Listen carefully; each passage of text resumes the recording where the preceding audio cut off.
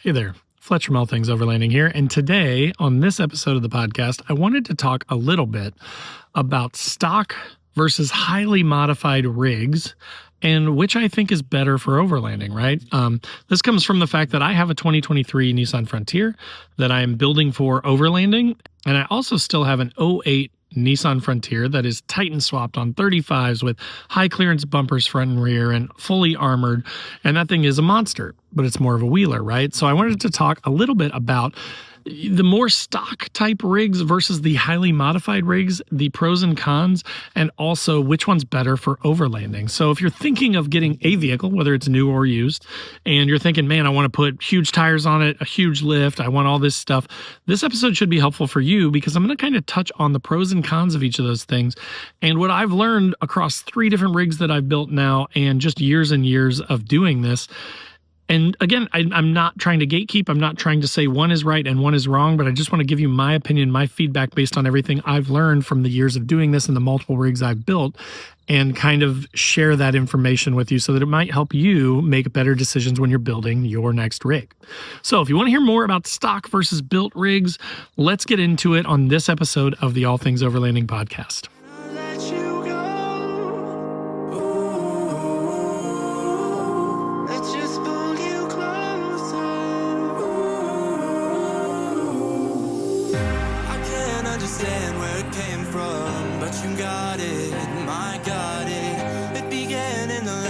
Sandstorm, I fought it, though I wanted everything to do with what you give to me, loosening my grip. All right, guys. So as I mentioned in the intro today, I'm talking about built versus mostly stock rigs, pros and cons of each, and kind of really thinking through each when you're talking about building out an overlanding vehicle. Now, one of the things that kind of influenced me on this and made me think about it was the ex-Overland people made an announcement recently that they are starting the Overlanding Collective, the Overland Collective, I think it's called. They bought these other assets in the overlanding space. And people are kind of freaking out about it a little bit, which is kind of funny. I don't really care. I'm not, and this is not, again, I'm not going to get into anything or say anything bad about it. I think it's great. It's fine with me. I'm interested to see what they do with it. But one of the things that they said that kind of pissed some people off, but I actually found pretty interesting and kind of agreed with was that they were talking about what makes an overlanding rig versus what makes a wheeling rig, right? And at first I kind of got my hackles up, right? I'm like, oh no, where are we going with this? Are we gatekeeping? Are we trying to keep people out of this hobby? Are we trying to say you're not a real overlander but I actually thought they did a really good job of talking about this topic. And I totally agree with what they said. So basically what they said was, they said, if you buy a vehicle and you just arbitrarily say, I want to put really big tires on it, and you're researching and you see what the biggest tires you can put on it are, and you want to put, full bumpers and armor and high clearance everything, and then you primarily take it wheeling, or you go to like the most challenging trails or obstacles that you can find, and the goal is more to just like hit those trails and overcome those obstacles than it is to like truly explore and overcome like an area to like find new places, then that makes you more of a wheeler, which again, they don't say anything bad about. They just say, hey, look, if you built the truck without a goal in mind, if you just built the truck to be a big bad rig, then that is you're more of a wheeler mentality, right? And then what they said was more of an overlanding mentality is when you build a vehicle like this that is more intended for overlanding, meaning you've thought about the types of terrain that you're most likely to tackle. You've thought about the distances that you're going to have to travel. Are you going to have enough fuel? Right? Are you going to be comfortable? Are your tires just big, awesome MTs that are going to claw through obstacles and mud? Or did you say, you know what? I need readily available 33s because they're easier to find in this brand because it's easier to find. Did you really think through like why you're purchasing the modifications and how they improve your trips and make you more likely to be successful on an overlanding trip? Versus just saying, I'm building a rig and it's going to be really capable and then I might go camping with it, right? And again, to me, I really thought that was good. I thought that was a good definition of it because when I bought my first vehicle, back in the old days, I had a 2000 Jeep Cherokee, and I had some buddies with TJs, Jeep Wranglers, and they wanted to go to off-road parks. And so I bought this Jeep Cherokee because it was cheap. I could drive it in the winter because it's four-wheel drive. And I put some big old 31-inch tires on it, and I lifted it 3 inches, and I put a bumper on it, and I put some recovery stuff on it, and I took it to off-road parks as much as I possibly could. For like 4 or 5 years, I just wheeled it, right? And if I could go camping, great. I would go camping out of it, but it was primarily built to overcome obstacles and to go off-roading. Then I had a brief period where I didn't have a four-wheel drive vehicle. I was actually like driving just a boring car because I had to commute a bunch for work for a few years. And then I was like, look, okay, I miss off-roading. I also had just heard about this thing called overlanding, like 2016-ish.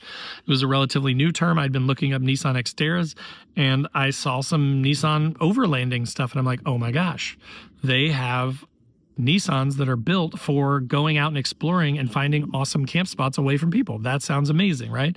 And so even on that first Xterra, though, I built it because I wanted it to be big and cool. I put big wheel spacers on it, aftermarket wheels. The wheels stuck out a ton on the sides, almost looked Titan swap, even though it wasn't. And I just built it to look as big and bad and cool as I could. And again, I love that stuff, right? I loved the truck. I loved driving it. I loved how it looked. I liked that it was super aggressive and that none of my friends understood why my truck looked like that. But it was built just for aesthetics and just for off-roading. And then, yeah, I went camping out of it. And later I built like a drawer system and I added some solar and I did some stuff, but it wasn't intended from the get-go to be built for exploring. It was intended to camp out of, right? It was more of a camping rig. And again, there's nothing wrong with that. I am the last person that you will ever hear or see gatekeeping or telling someone that doesn't count or you're not an overlander if or unless, right? Like I'm not trying to tell anyone anything. If you have a rig already that's built for off-roading, I say get out and explore in it and try and go overlanding in it, right? What you'll end up doing is then you'll start to think through it, and you may, like on my old truck, I actually have thought about this multiple times. If for some reason I can't sell it and I end up keeping that truck, I may decrease from 35s to 33s because they're easier to find. They're less expensive, right? They will get better gas mileage with those than I do with the 35s. I'm still on stock 336 gears, so it's a lot of work for the truck to push those big tires.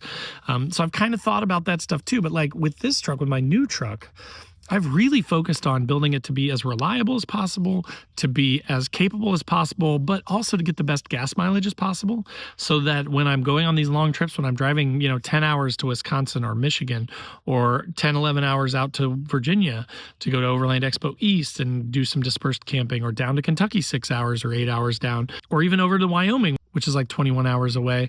I wanted it to get good gas mileage so I didn't have to stop for fuel as much, and so that I didn't have to worry about getting stuck out in the middle of somewhere because I got 10 miles to the gallon and I went through a 20-gallon tank in 200 miles. So having this truck that gets, stock 19, 20 miles per gallon, and even after the 33s and all the gear on it, about 16 miles per gallon, is still a big step up for me from where I was before. So I've reeled back in my desire to just have the biggest, baddest, coolest looking truck that can do everything off road. And now this thing is definitely significantly less capable than my old truck.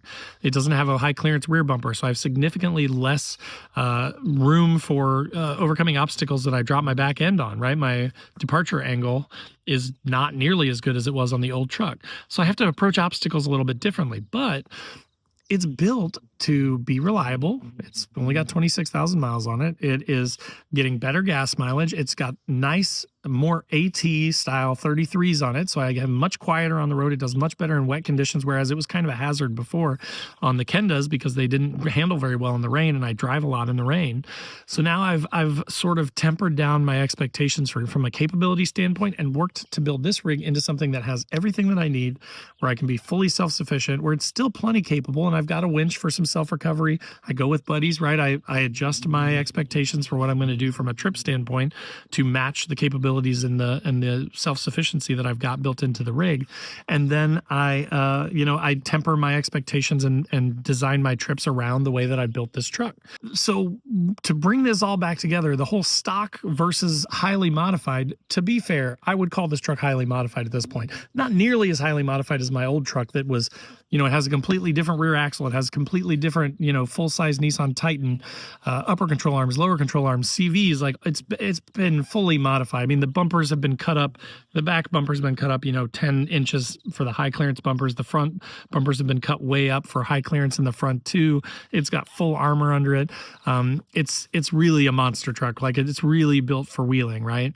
But on this one, again, I just wanted to kind of keep it more overlanding themed, right? So instead of being super capable and I throw a 10 on it, this thing is really designed and built to be comfortable on the road, get good gas mileage, all those things that I mentioned, and be fully equipped. I've got a full house battery, secondary battery. I've got solar recharging that. I've got a fridge built in. I've got, red arc controlling everything. I've got everything that I need. And I've been able to go in this truck for weeks at a time out in the middle of nowhere and have everything that I need to sustain myself and explore and be successful with that without having to revisit a town, right? Without having to stop for gas, that kind of thing, within reason. So I think having a more stock vehicle, having something that's more reliable and less chopped up and modified in a lot of cases can be better for overlanding.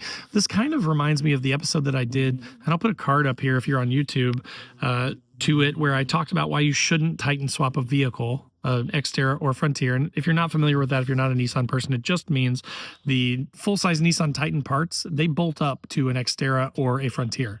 So you can have a much wider track, a little bit heavier duty brakes and running gear than you would on a stock Frontier. And it also, you can get essentially a long travel suspension kit with it because you can run Titan stuff on it, right? So that is what a Titan swap is. But again, that is a lot of modification to do to a vehicle, and nothing wrong with that, right? Like, all you guys with Titan swaps, don't get mad at me. What I was saying was in that overlanding video is it's totally not necessary for overlanding, right? Because again, overlanding is not wheeling. We're not trying to overcome the biggest, baddest obstacles. I'm not trying to go outwheel my buddy with a Gladiator, right? I'm trying to have a good time, have a reliable vehicle that I can count on, that can explore and get me to where I want to go, and then be reliant on that vehicle. So it's a little bit different thing. So again, I would say that the stock sort of side, having something that is more stock, and I know if you are watching this on YouTube or Spotify and you see this truck, you're like, that's not stock. I know, but aside from the bumper and a little bit of a lift on it, the powertrain is completely stock. The engine is completely stock aside from the snorkel and the cold air intake. Everything is bone stock on this thing, right? I just drive it. I don't have to worry about it. I don't have to worry about weird modifications going wrong or anything like that.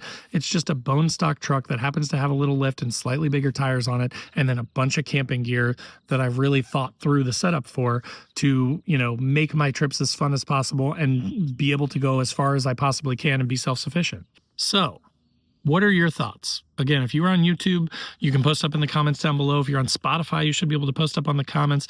If you're listening on the podcast, there are links to all my social channels down below. Come follow along over there and join the conversation on this episode over there.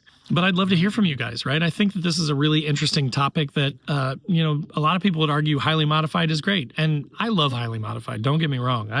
I'd love to have like an imported Nissan Patrol on 37s and just be badass and just have everybody looking at me everywhere that I went. But is that a really reasonable vehicle for overlanding versus like a really easy to maintain, a really common Nissan Frontier that is from here, that has parts everywhere, that, you know what I mean? So you kind of have to think about that stuff when you're building a rig. Like, how far do you want to go? And does it actually serve your purposes as an overlander, as someone that is trying to get out and explore? Or are you just making it bigger because it's cooler, right? Or are you just making it bigger because you really want to go bounce off rocks? And again, there's nothing wrong with that. They're just two different things, right? So anyways, that was kind of my thought with this episode. I hope that was interesting for you guys, made you think a little bit. Post up in the comments below. Come join the conversation on social. I'd love to hear from you guys. Let's talk about it. Also, below this video, if you're watching on YouTube, is a join button. It's just kind of a passive way to support the channel, get you early access to the videos and some other perks. If you would rather be more involved with all things overlanding, there's a link to my Patreon group where we've got a 24/7 Discord. We all kind of chat about our rigs, our gear, or we share memes, we laugh, we tell jokes. It's fun. We also do a once a month Zoom call, and we're getting together once or twice a year to camp out. So if any of that sounds fun, check out the Patreon link. There is also a link to my website down below where I've got funny overlanding camping themed patches and stickers, things like I hate people so I camp, all things overlanding stickers and patches. So if you want that stuff for your headliner or to slap on your fridge or your windows, definitely check those out. And then last but not least, there's a link to the Newbie Overlanders Facebook group. This is totally free to join, tons of awesome members in it. And it's nice because, different from the big groups, we're actually trying to help each other, right? So you can ask questions. You're not going to get bullied. If you're more experienced, come and help the new folks, right? Like, I love helping people find this hobby like I did 5 years ago. And I think there's a lot of negativity around it now. So having more positive people like us on there helping people get into it will help the hobby grow. So I'd love to have you in that group as well. But thanks again for watching. Thanks for listening. Make sure you're subscribed or you add it to your favorites. Leave a 5-star review if you're listening to the podcast, or click that like button if you're on YouTube. I appreciate it, and we'll see you next time.